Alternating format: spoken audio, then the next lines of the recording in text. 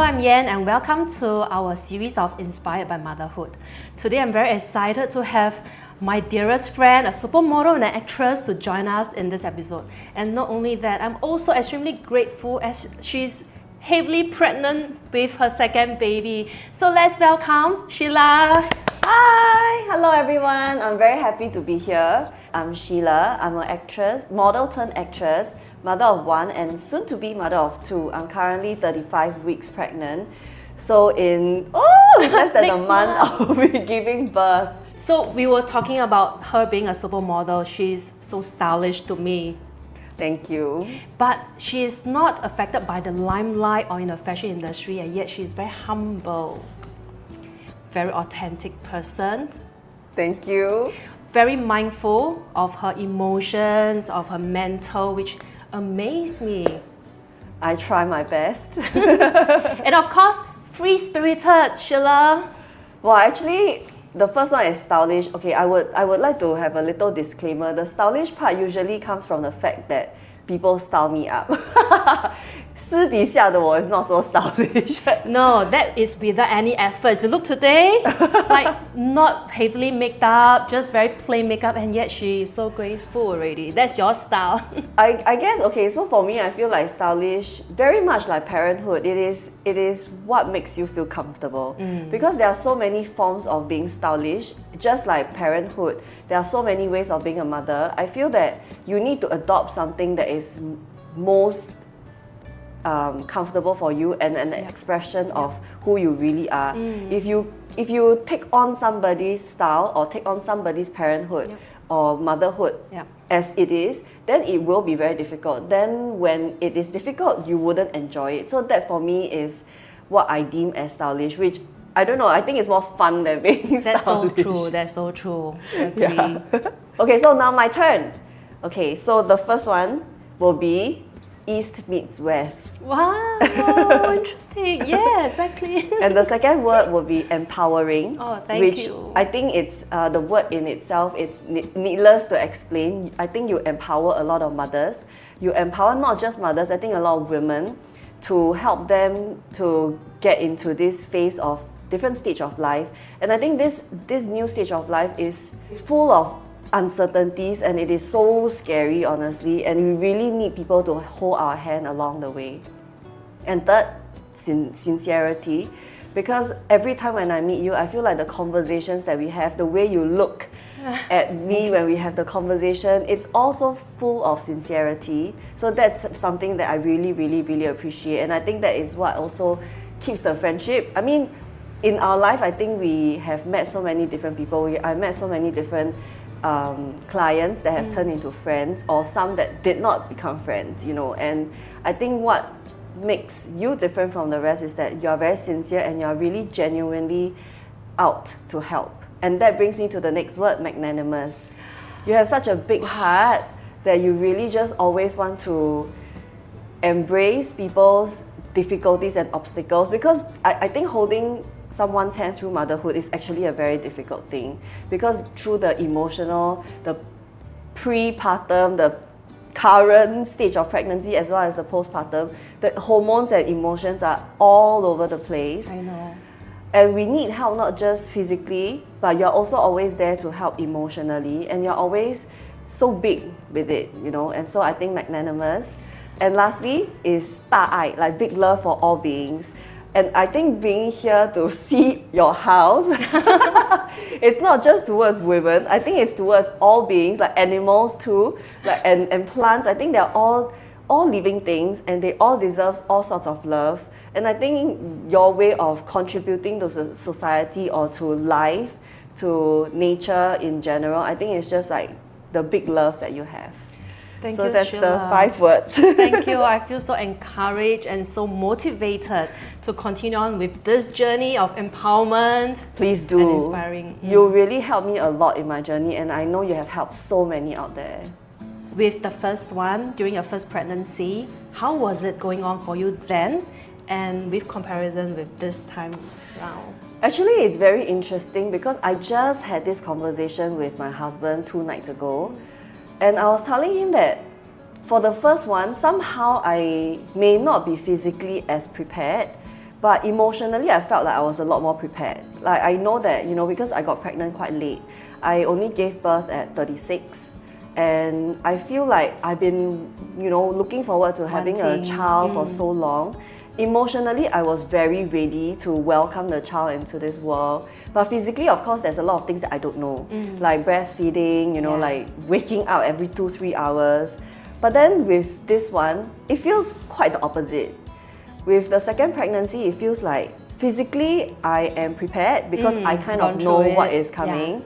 But then emotionally, I feel like I keep feeling like I am going to miss out on the time with Layla. And I feel like, okay, how am I going to juggle the time now? Because, after 2.5 years, Layla is now 2.5, I feel like I finally found a sweet spot.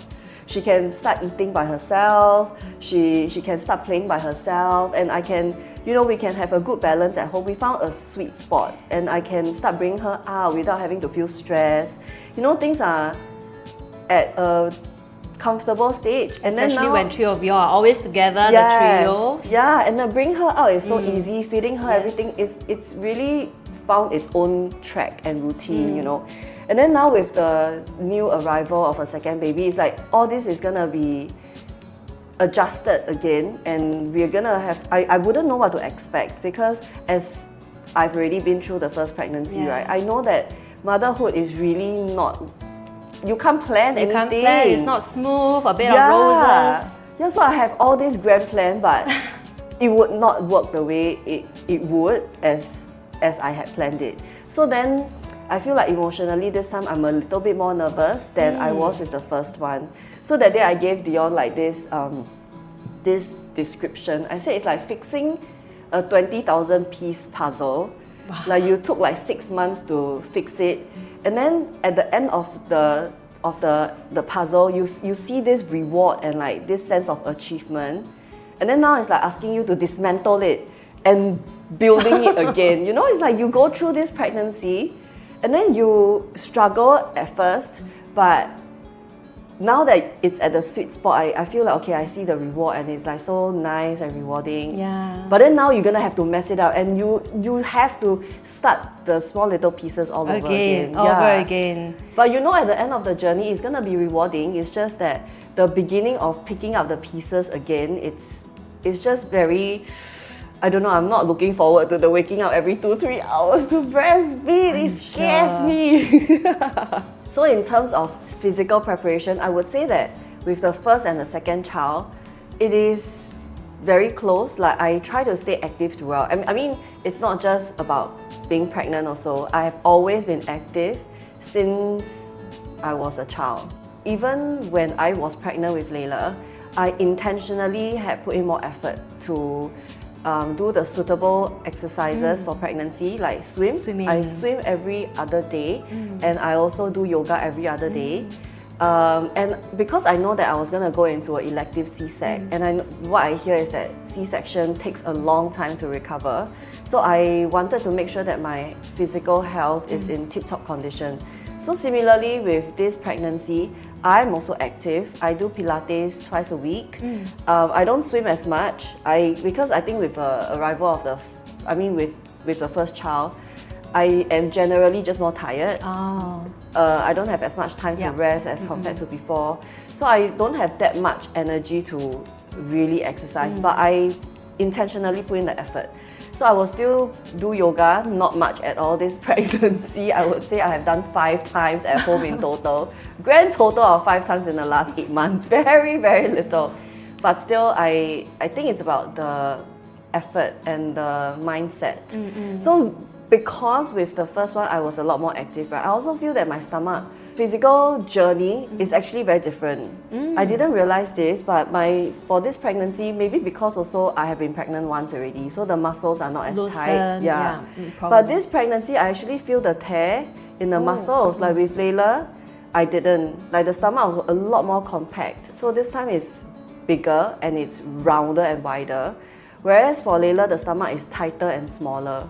So I attribute it to the exercises, and I think it's a good comparison because then I am able to advise mothers out there to keep a healthy to keep a healthy lifestyle. Of course, that being said, it's very important for mothers to know that if you have never been active, then being pregnant is really not the time to pick up a new sport, because you need to know your body very well. And things like yoga, of course, yoga is very good anytime, whether you're pregnant or not pregnant. But if it's not something that you usually practice, then you may not know how to use and exercise the right muscles. Then that's when you get injured. And the last thing you want to do is to get injured when you're pregnant. Oh yeah, pull a muscle or even suffer from backaches. Correct. So I would say that if you want to consider picking up something, it will just something simple like walking. A breathing exercise actually also helps to tighten the abdominals. So like a deep breathing exercise or walking, very, very simple things that if it's for people who have never been active before, I think that would be a good start. Going back to the transitions of Layla, you were talking about Layla trying to adapt to being an older sister. Yeah, being an older sister. So I was just wondering, when and how did you tell her about her like becoming a tete? Wow, I told her very early. I think she's probably the second person to know about the pregnancy. First being my husband, then she's the second one. So a lot of people told me, you tell her so early, then wouldn't she get emotional like for a very long period of time? Honestly, I didn't think about it. I was just very excited to have her part of this whole process. And I meet her where she's at. And I know that she's unlike us, where she's able to accept something very quickly, which is why I chose to tell her this news very, very early on. That's good. I think the earlier the better. She has like 9 months to emotionally prepare herself into getting into this new role and getting into this new lifestyle and routine. So when I first told her, I don't think she really knew what it meant. But along the way, you can see that she evolved. So what I do with her is that first, when I announced the entire new arrival of a new baby and all that, I told her, don't worry, like you'll always be my baby. You will always assuring. I just want to make sure that I don't want her to feel like she has to be very eager to grow up and take on this new role. And I made sure to tell the rest of the family as well. So I told my parents, my parents-in-law, everybody around us that don't give her additional stress and say things like, oh, now you're a big jeje, you have to eat well, or you cannot cry because you're a big jeje. I don't believe in all that. I believe in letting her grow into her own, and I want her to adopt this role comfortably and happily and not feel like she's forced, because at the end of the day, the first child never ever asked to be a sibling. It's the parents that plan to have a family, a bigger family, and so the responsibility shouldn't be put on her. But of course, along the way, I take her cue, I take on her cue and see where she's at.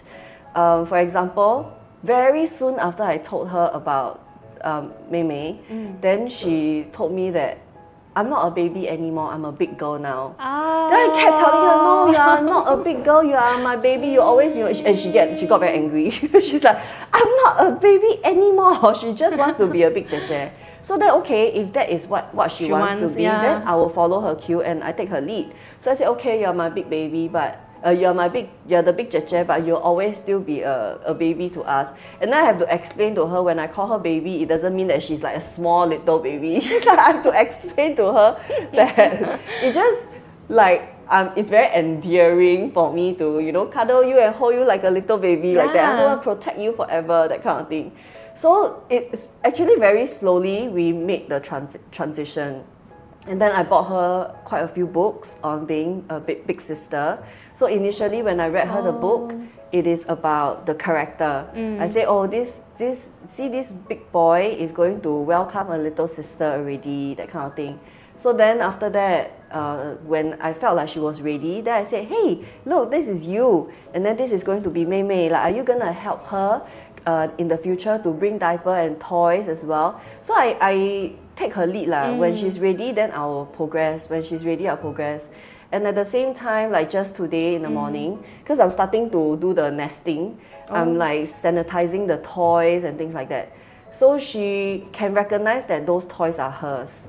And I feel like for children, it's actually quite daunting to have another child come into the house permanently and taking away all your toys. So I also told her, I said that, okay, next time, Mei Mei, this is something very important that I feel like she should know. Then I told her, I said, next time, Mei Mei, she's going to explore, like all babies do, like they will explore by using their mouth. Because that's how children explore. Yes. I said, when you were small, you were like that. Everything you also put in your mouth. Because now she's at the age where she finds it very disgusting when her toys is all wet with saliva and all that, because she's already older, she doesn't explore with her mouth anymore. Ma. But children will, and I told her that last time she was exactly like that. And she has 2 cousins that she grew up with.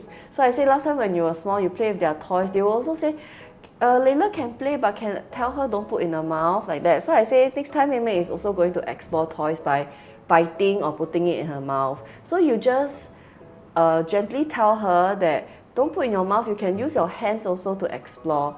So today we were sanitizing the toys and all that. Then she asked me like, what is this process? Like, how come we need to wash the toys and sanitize? Then I explained to her, and I made her help me put the toys in the sanitizer machine. Oh, getting her involved. Yeah, getting her involved. Preparing. And I think this entire process is very important for me and her, because I think all this preparation needs to be done before the arrival, because then she knows that she's part of it. Yeah. I am also giving myself in case when the baby is here, I have no time to get her involved and to be so mindful of her emotions. At least I do a bit now and plant the seed in her head first. Yeah. I think this is also wise, because we know that parenting is never easy. It's so hard to navigate around it. I myself as a parent, I find it so challenging to know how to raise my kids to become happy, secure, confident. Yeah. Then when I hear this mentioning from you, I feel a bit guilty that like don't say that. I'm forcing my son Ethan to become the koko, you have to do it right, like not as nurturing as like a smooth transition. So thank you for all this wise tips. But I think it is actually we are very fortunate. I think I'm very fortunate to be a mother at a later stage in my life. Being 38 years old now, I think of course it comes with more physical difficulty. But then in terms of experience, and I think in terms of wisdom, I definitely am more stable at this stage in my life. And also I think we are very blessed in this era to have so much information given to us, whether it's in terms of books, podcasts, or videos, video channels, or even I don't know, books, lessons, online classes. Online classes, and exactly. you attended the positive parenting previously, right? Yeah. So how all this, I feel like all this information gives mothers of today a very good start for mental preparation. Yeah. So what kind of parenting style or parenting approach do you think you are? Like a mother, are you a huma or very nurturing kind? I feel like they are not at the age where I need to be a huma yet. I don't know when they start school if it's gonna be 又要给自己铺后路, right? Just in case I become a huma in the future. But I realized, okay, through the positive parenting course, I also learned that there are so many different types of mothers. Like tiger mom is one, right? Then there's the helicopter mother. Like everything also like, I want to take care for the child. And then there's the free-range chicken mother, which is cute. Which is letting your child just run free with no boundaries. So they're all extreme cases lah. So it's helicopter versus the free-range chicken is like the complete opposite. The helicopter is like always like, I do this for you, I do that for you. So with every sort of parenting, I think it comes with different results. And eventually, to be honest, my brother-in-law always says this, at the end of the day, they will all grow up fine. But then as a parent, I think we try our best. We try our best in the way that we know how and what is most comfortable for us. If you ask me, I try my best to adopt positive parenting, the conscious parenting, which is parent myself first before I parent my child. So what do you mean by parent yourself first? How do you parent yourself? Okay, so parenting myself first basically means that because we all have this child inside of us. I mean, this is something that also I've learned through my course in psychology. We all have this child inside of us that might have gone through some kind of trauma when we were young. Baggages And issues. And if these issues are not acknowledged or they are not resolved, then it becomes a baggage where, for example, parents would put their unmet needs upon their child.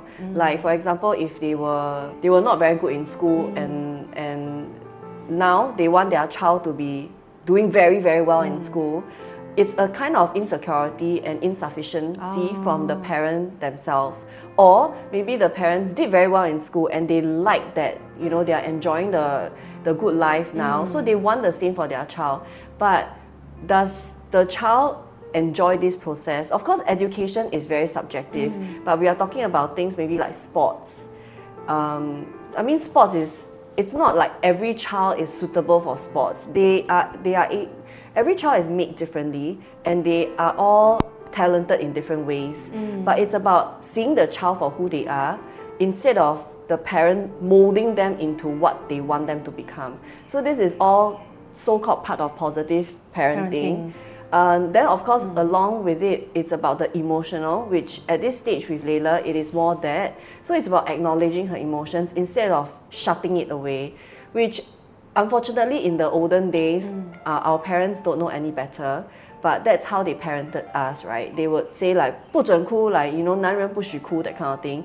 So men grow up with this very deep-seated, I would say, baggage to feel like they are not able to share their weakness. But then weakness is there, and if you don't show it, it's just going to keep manifesting, and then it becomes they are not able to express themselves very well. And because they can't express themselves, then they can't show their love to their children, and then their children. So it's like a generational thing, you know. So for me, I think psychology is about breaking the generation barriers. I may have gone through whatever I have with my parents, but it doesn't mean that I bring this to the next generation. So with Layla, I educate her a lot on emotions, building her emotion vocabulary and teaching her words like I'm feeling very sad, bored. I will teach her not just that you have to be happy all the time. You don't have to be happy all the time.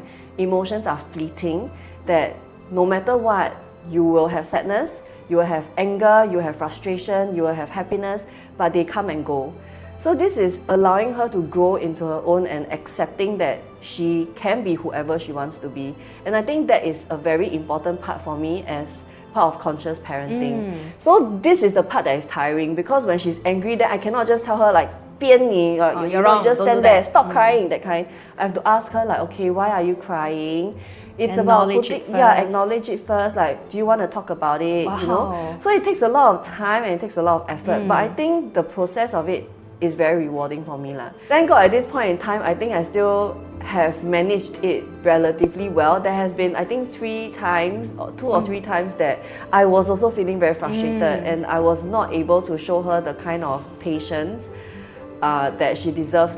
So at the end of the day, we will always talk before she sleeps. So I told her, I said, I'm sorry today Mama lashed out at you. Then there was I felt so bad because there was one time she asked me, is Mama angry?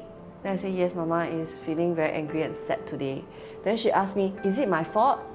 She actually asked me that, you know, like at 2 years old, to have even the capacity to understand that. Then I felt so bad at that moment in time. I wanted to cry. I said, no, it's not your fault. I'm sorry, it wasn't your fault, but I had acted out on you. And then she asked, is it Papa's fault? So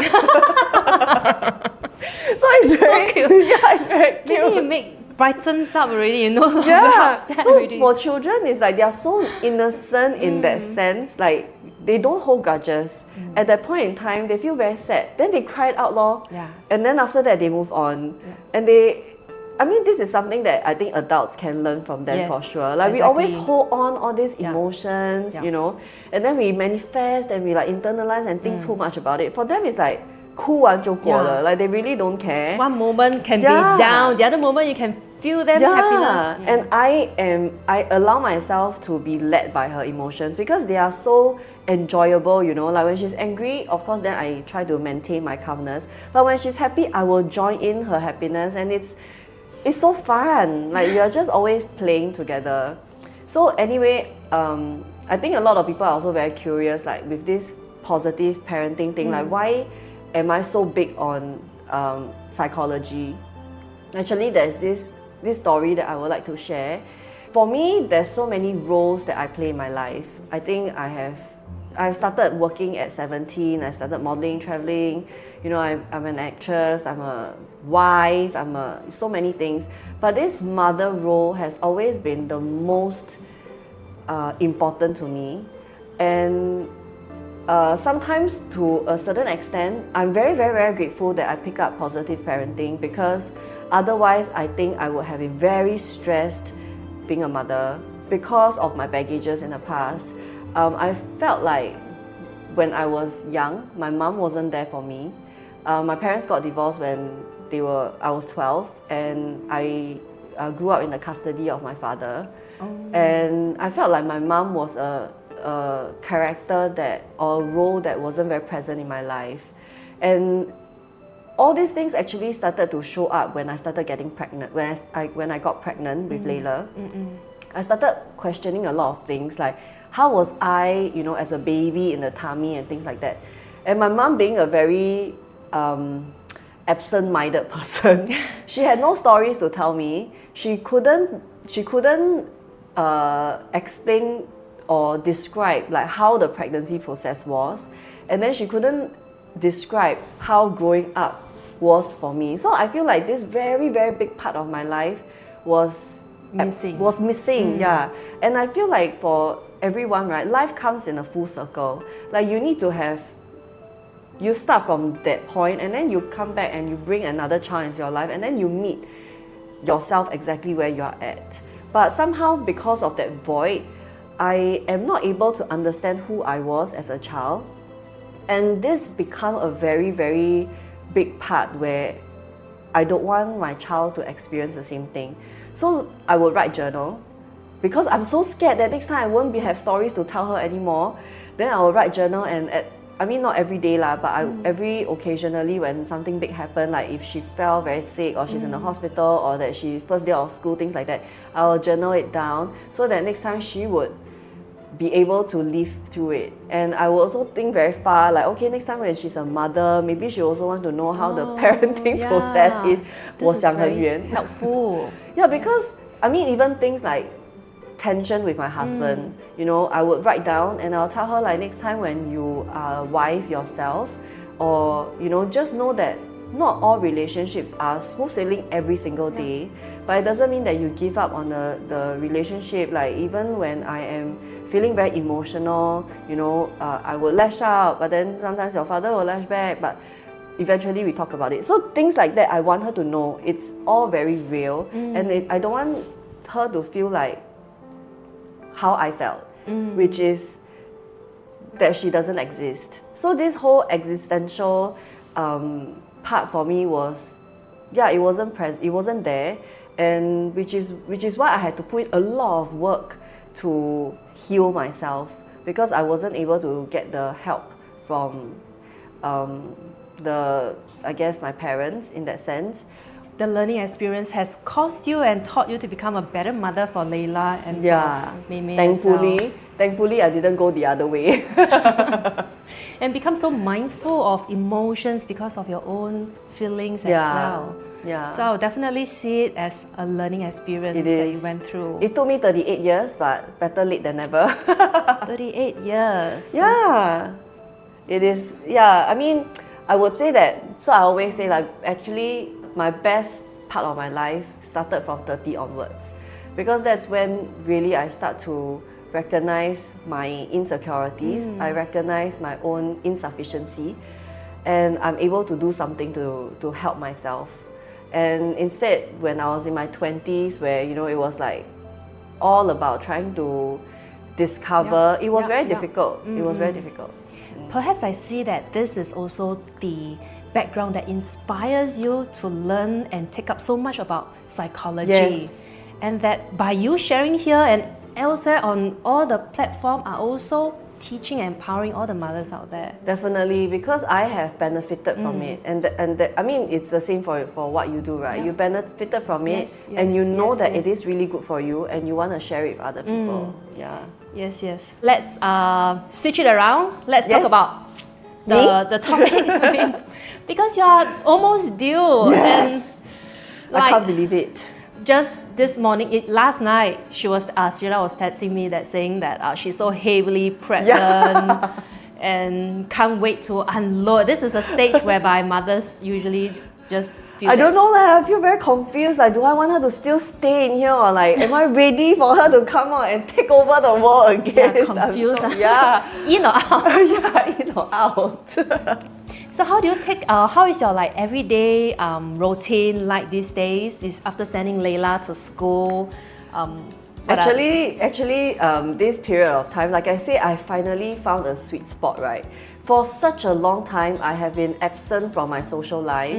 I have been absent from my own self-care.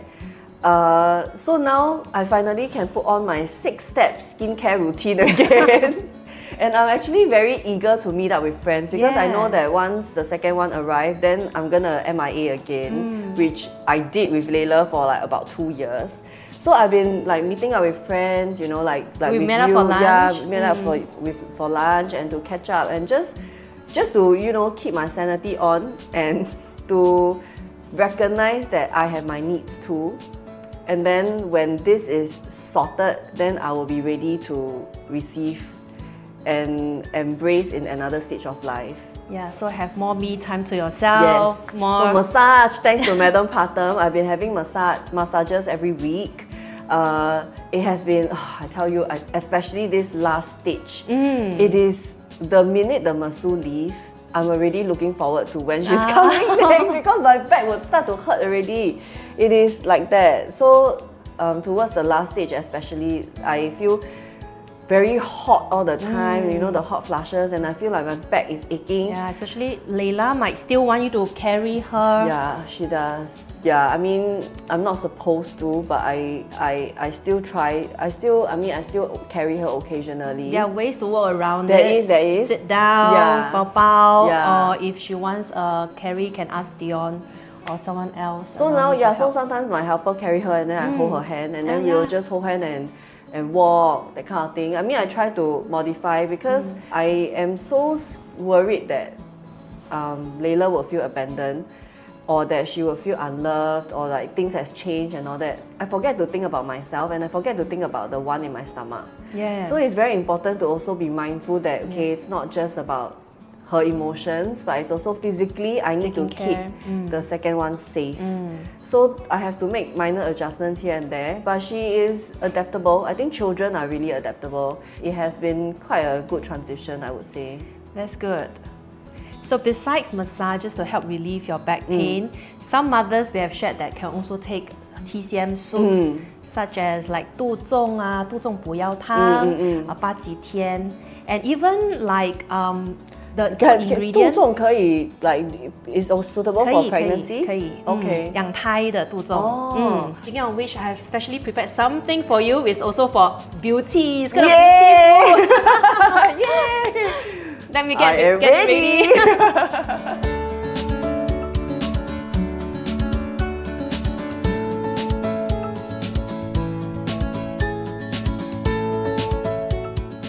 Ta-da! It's all ready. Just now while I was waiting, I keep smiling like how come there's kueh bangit smell? Ah. So that explains it's the coconut. I'm very excited. Give it a try. Guess what this is? Okay. Bird's nest. Yes. Bird's nest with coconut. Yes, it's actually very nourishing. Mmm. 椰子燉燕窩 Is it just coconut? Like you add in any more things like coconut milk? coconut drink, water from this fresh coconut, added in some coconut milk, and I have Oh my god, so good. stewed the bird's nest overnight. Wow. So I just added in the bird's nest into this drink. Oh, very nice. 很香. It tastes a bit like bobo cha cha, but a very, very atas version. And there's no sugar. The sugar, I have added it when I cooked with the bird's nest, so the bird's nest is sweetened. Oh my Just god. a little bit. The sweetness also comes from the coconut water, the coconut drink.